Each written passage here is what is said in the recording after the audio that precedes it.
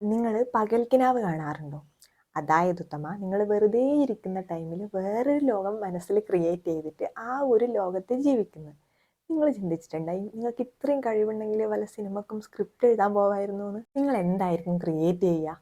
കുറച്ച് പേര് ഇപ്പോൾ അവർക്ക് ബോയ് ഫ്രണ്ടോ ഗേൾ ഫ്രണ്ടോ ഉണ്ടെങ്കിൽ അവരുടെ കൂടെ ടൈം സ്പെൻഡ് ചെയ്യുന്നത്, അല്ലെങ്കിൽ അവരെ കല്യാണം കഴിക്കുന്നത്, ഇതൊക്കെ ആയിരിക്കും ക്രിയേറ്റ് ചെയ്യുക. ഇനി ബോയ് ഫ്രണ്ടോ ഗേൾ ഫ്രണ്ടോ ഇല്ലാത്തവരാണെങ്കിൽ പാവങ്ങൾ അവരവരുടെ മൈൻഡിൽ തന്നെ ഒരു ബോയ് ഫ്രണ്ടിനോ ഗേൾ ഫ്രണ്ടിനോ സ്വന്തം സൃഷ്ടിച്ചിട്ട് അവരുമായിട്ട് ടൈം സ്പെൻഡ് ചെയ്യുന്ന ആലോചിക്കും.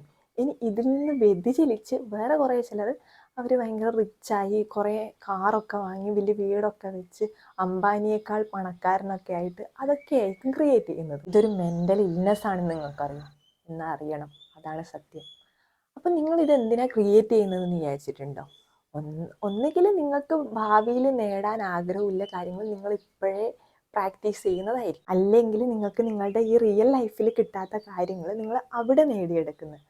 അപ്പോൾ ഈ റിയൽ ലൈഫ് എന്ന് പറയുന്നത് നമ്മൾ ആഗ്രഹിച്ച കണക്കെ ആവണം എന്നില്ല പോകുന്നത്. പക്ഷെ അവിടെ കൺട്രോൾ ചെയ്യുന്നത് ഫുള്ള് നമ്മളാണ്. അപ്പം നമ്മളെ ഇഷ്ടത്തിനനുസരിച്ച് നമുക്കത് കൊണ്ടുപോവാം.